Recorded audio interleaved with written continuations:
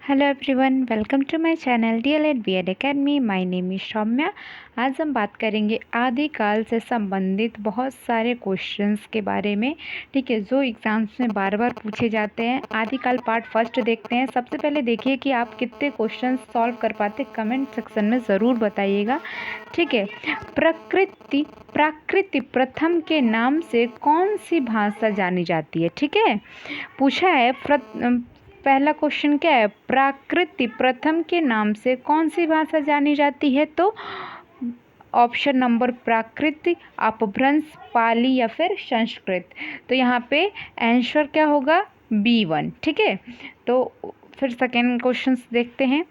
पश्चिमी हिंदी का विकास किस अपभ्रंश से हुआ है, ठीक है। तो पश्चिमी हिंदी का विकास सौरसेनी अपभ्रंश से हुआ, या फिर मागधी अपभ्रंश से हुआ, या फिर गुर्जरा अपभ्रंश से हुआ, या फिर अर्धमागधी अपभ्रंश से हुआ है। तो यहाँ पे करेक्ट आंसर क्या है, सौरसेनी अपभ्रंश से पश्चिमी हिंदी का विकास हुआ है ना। फिर आते हैं तीसरे प्रश्न पे। पूर्वी हिंदी की बोली कौन सी नहीं है, ठीक है, पूछा है पूर्वी हिंदी में कौन कौन सी बोली मतलब बोली जाती है और कौन सी नहीं बोली जाती है। तो अवधी पूर्वी हिंदी में बोली जाती है, छत्तीसगढ़ी पूर्वी हिंदी की बोली है, बघेली पूर्वी हिंदी की बोली है, लेकिन बांगरू जो है वो पूर्वी हिंदी की बोली नहीं है।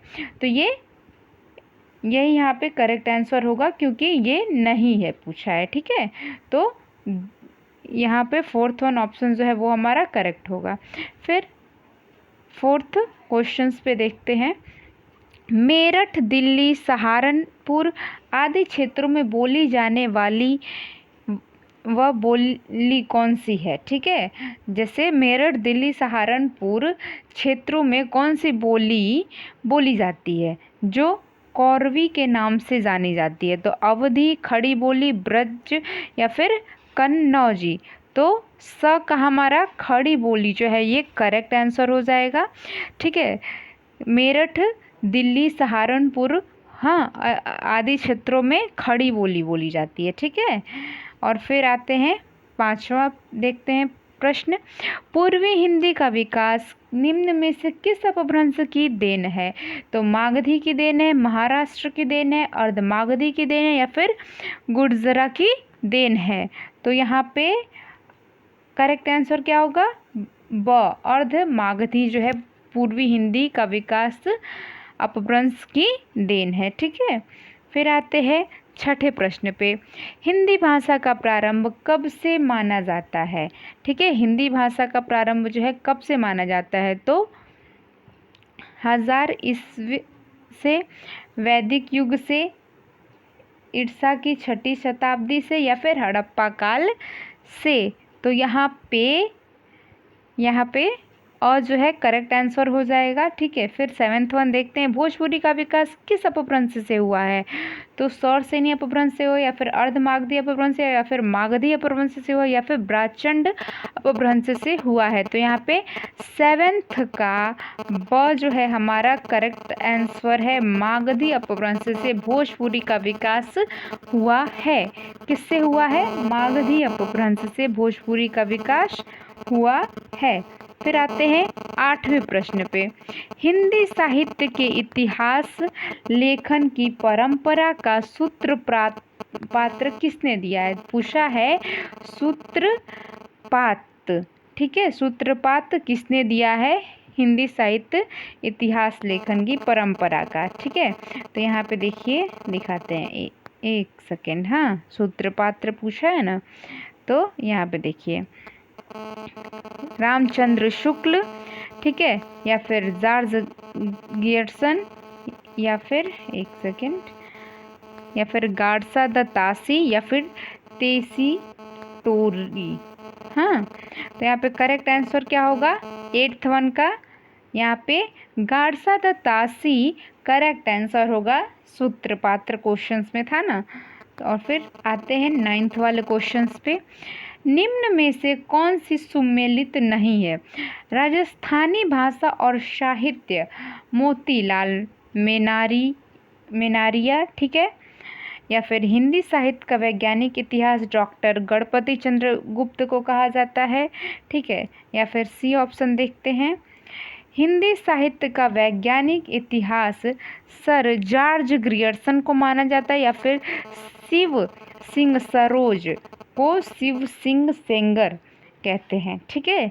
तो यहाँ पे 9th वाले क्वेश्चन का ऑप्शन नंबर तीसरा जो है वो करेक्ट है। हिंदी साहित्य का वैज्ञानिक इतिहास किसको माना जाता है? सर जॉर्ज ग्रियर्सन को, ठीक है।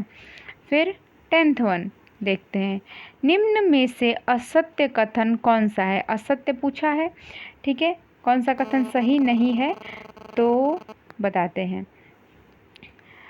शुक्ल जी का इतिहास ग्रंथ सन 1929 ईस्वी में प्रकाशित हुआ था, क्या ये सही है? तो ये क्या है हमारा? गलत है, ठीक है। जैसे यहाँ पे असत्य पूछा है, अगर सत्य पूछता तो ये सही है, ठीक है। शुक्ल जी का इतिहास ग्रंथ जो है वो सन 1929 ईस्वी में ही प्रकाशित हुआ था, तो ये यहाँ पे सही है, ठीक है। लेकिन यहाँ पे असत्य पूछा है तो इसके हिसाब से ये गलत है। गारसा दत्तासी हिंदी साहित्य के इतिहास के प्रथम लेखक हैं, ठीक है। जो गारसा दत्तासी हैं वो हिंदी साहित्य के क्या प्रथम लेखक हैं? तो हाँ, वो प्रथम लेखक हैं, लेकिन यहाँ पे सत्य कथन पूछता तो ये सही होता है ना। तो ये दोनों क्या है? असत्य पूछा है तो ये दोनों गलत हैं। और फिर यहाँ पे तीसरा ऑप्शन देखते हैं, शिव सिंह सरोज में लगभग 1000 कवियों का विवरण है, तो ये भी सही है। लेकिन यहाँ क्वेश्चन असत्य पूछा है तो उसके मुताबिक ये इनकरेक्ट है। फिर हिंदी साहित्य का आदिकाल डॉक्टर नगेंद्र की रचना है, तो ये गलत है। ऑप्शन नंबर ये कौन सा क्वेश्चन नंबर है बेटा? एक सेकेंड। तो यहाँ पे यही क्या है? द ऑप्शन नंबर लास्ट जो है वो यहाँ पे सही होगा। यहाँ इसके मुताबिक असत्य पूछा है ना, तो उसके मुताबिक ये सही होगा। फिर आते हैं 11वें प्रश्न पे, 11वें प्रश्न पे, उस इतिहास ग्रंथ का नाम बताइए जिसमें लगभग 5000 कवियों का विवरण संकलित है, ठीक है। क्या पूछा? उस इतिहास ग्रंथ का नाम, कौन सा वो इतिहास है जिसमें लगभग 5000 कवियों का विवरण संकलित है? तो मिश्र बंधु विनोद में क्या उस इतिहास ग्रंथ का नाम क्या है जिसमें 5000 कवियों का विवरण संकलित है? शिव सिंह सरोज, या फिर हिंदी साहित्य की भूमिका, या फिर हिंदी साहित्य का इतिहास? तो यहाँ पे करेक्ट आंसर क्या होगा? मिश्र बंधु विनोद जो है यहाँ पे करेक्ट आंसर हो जाएगा, ठीक है। फिर बिना टाइम वेस्ट किए जल्दी से क्वेश्चन देखते हैं। हिंदी वीर काव्य के रचयिता कौन हैं? हिंदी वीर काव्य के रचयिता राम नरेश त्रिपाठी हैं, या फिर टीकम सिंह है, या फिर आचार्य चतुरसेन है, या फिर रामविलास शर्मा है, ठीक है। यहाँ पे 12वां क्वेश्चन पूछा है तो उसका सही ऑप्शन क्या होगा? टीकम सिंह जो है वो करेक्ट आंसर है। हिंदी वीर काव्य के रचयिता कौन है? तो टीकम सिंह जी हैं, ठीक है। फिर 13th क्वेश्चन, शुक्ल जी ने आधुनिक काल का नाम क्या रखा है? ठीक है, शुक्ल जी ने आधुनिक काल का नाम क्या रखा है? वर्तमान काल रखा है या फिर आधुनिक काल रखा है? तो यहाँ अभी और भी ऑप्शंस मिलेंगे, है ना। एक सेकेंड बेटा, 13 या फिर गद्य काल रखा है, या फिर जागरण सुधार काल रखा है, और यहाँ पे एक और ऑप्शन है ना, या फिर वीर एवं श्रृंगार रस का प्रयोग। ओह सॉरी, हाँ चलो ठीक है। हाँ, यहाँ पे करेक्ट आंसर क्या होगा? करेक्ट आंसर यहाँ पे गद्य काल हो जाएगा, ठीक है। रामचंद्र शुक्ल जी ने रखा है, ठीक है। फिर आते हैं कौन से पे?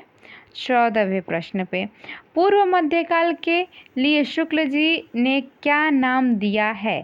पूर्व मध्यकाल के लिए शुक्ल जी ने पूर्व मध्यकाल का नाम क्या बताया है? उन्होंने एक नाम दिया है, वही नाम आपसे पूछा जा रहा है। तो भक्ति काल, पूर्व मध्य काल को क्या भक्ति काल कहते हैं, पूर्व मध्य काल को क्या रीति काल कहते हैं, पूर्व मध्य काल को क्या पूर्व माध्यमिक काल कहते हैं, या फिर इनमें से कोई नहीं। तो यहाँ पे करेक्ट आंसर क्या हो जाएगा, भक्ति काल हो जाएगा। पूर्व मध्य काल को शुक्ल जी ने भक्ति काल भी कहा है। पूर्व मध्य काल को शुक्ल जी ने क्या कहा है, भक्ति काल भी कहा है। ठीक है, फिर आते हैं 15वें प्रश्न पे, 15वें प्रश्न पे। किस इतिहास के लेखक ने हिंदी साहित्य का प्रारंभ 1050वीं से स्वीकार किया है? तो हजारी प्रसाद द्विवेदी, डॉक्टर नागेंद्र, रामचंद्र शुक्ल या फिर मिश्र बंधु। तो 15वें का आंसर क्या है, रामचंद्र शुक्ल जी ने हिंदी साहित्य का प्रारंभ यहाँ से किया। ठीक है, और फिर आते हैं कौन से प्रश्न पे, 16। डॉक्टर राम कुमार वर्मा के काल विभाजन में हिंदी साहित्य का प्रारंभ कब से माना गया है? यहाँ पे पूछा डॉक्टर राम कुमार वर्मा के काल विभाजन में हिंदी साहित्य का प्रारंभ कब से माना गया है? तो 1700 ईस्वी से, या फिर 1000 ईस्वी से, या फिर 750 ईस्वी से, या फिर 1050 से। ठीक है, तो यहाँ पे कब से माना है, डॉक्टर राम कुमार वर्मा ने कब से माना है? तो 750 ईस्वी से उन्होंने माना है। ठीक है, फिर 17 प्रश्न पे आते हैं। जॉर्ज गियर्सन की रचना का हिंदी में अनुवाद किया है किशोरी लाल गुप्त ने, रामचंद्र शुक्ल ने, या फिर राहुल सांकृत्यायन, या फिर इनमें से कोई नहीं। तो यहाँ पे करेक्ट आंसर क्या होगा, पहला, किशोरी लाल गुप्त ने जो है वो जॉर्ज गियर्सन की रचना का हिंदी में अनुवाद किया है। किशोरी लाल किसने, जॉर्ज गियर्सन की रचना का हिंदी में अनुवाद किया है? तो किशोरी लाल गुप्त ने, ये वेरी इंपॉर्टेंट है। तो किशोरी लाल गुप्त ने जॉर्ज गियर्सन की रचना का हिंदी में अनुवाद किया है। ठीक है, प्रत्येक देश का साहित्य वहाँ की जनता की चित्रवृत्ति का संचित प्रतिबिंब होता है। यह कथन किसका है? तो मिश्र बंधु का है, या फिर रामचंद्र शुक्ल का, या फिर डॉक्टर धीरेन्द्र वर्मा का, या फिर श्याम सुंदर दास जी का है। तो यहाँ पे और जो है हमारा करेक्ट आंसर हो जाएगा मिश्र बंधु। ठीक है, प्रत्येक देश का साहित्य वहाँ की जनता की चित्रवृत्ति का संचित प्रतिबिंब होता है। यह कथन किसका है? मिश्र बंधु का है। ठीक है, ऑप्शन नंबर ए करेक्ट हो जाएगा। फिर आते हैं 19वें प्रश्न पे।